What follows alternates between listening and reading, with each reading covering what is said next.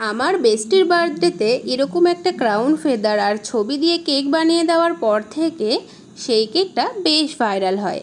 আর বেস্টিটা বহু মানুষের ভালোবাসা পেয়েছে। ওই কেকটা করার পর থেকেই বেশ কতগুলো আমি এই টাইপের কাজ করেছি। তো এটাও তার মধ্যে একটা। তো বেস্টির বার্থডেতে আমি করেছিলাম যে কেকটা, সেটার থেকে কিছু একটা নিয়ে, আর এই কেকের আগে একটা 2 টিয়ার কেক করেছিলাম, তার থেকে কিছুটা নিয়ে বেশ ম্যাচ করে আমি এই কেকটা করেছিলাম। আর এই কেকটা যে আমার কাছে অর্ডার করেছিল সেই দাদাটা তার প্রিয় মানুষের বার্থডেতে সারপ্রাইজ দেওয়ার জন্য এই সুন্দর কেকটা অর্ডার করেছিল। কেকটার ফ্লেভার ছিল যতদূর সম্ভব বাটারস্কচ, আমার ঠিক খেয়াল নেই, তবে কেকটা ছিল 1.5 পাউন্ডের মধ্যে, একটু হাইটেড। তো দেখো, তোমাদের সাথে কথা বলতে বলতে তো কেকের ডেকোরেশনটা প্রায় করেই ফেললাম।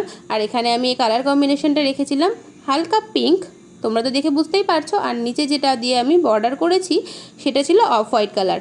আর তারপর সুন্দর করে কেকটার মধ্যে ফেদার, ক্রাউন আর যে দিদিটার জন্য কেকটা নেওয়া হয়েছিল সেই দিদিটার ছবি সুন্দর করে বসিয়ে সামনে একটা ট্যাগ দিয়ে সুগার পালস ছড়িয়ে আমি কেকটার কাজ কমপ্লিট করেছি।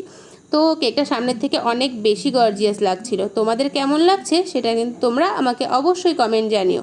আর যে দিদির জন্য এই কেকটা নেওয়া হয়েছে তার সামনে এই ভিডিওটা গেলে দিদি তুমি অবশ্যই কমেন্ট করে আমাকে জানিও যে তোমার কেকটা কেমন লেগেছে। Thank you.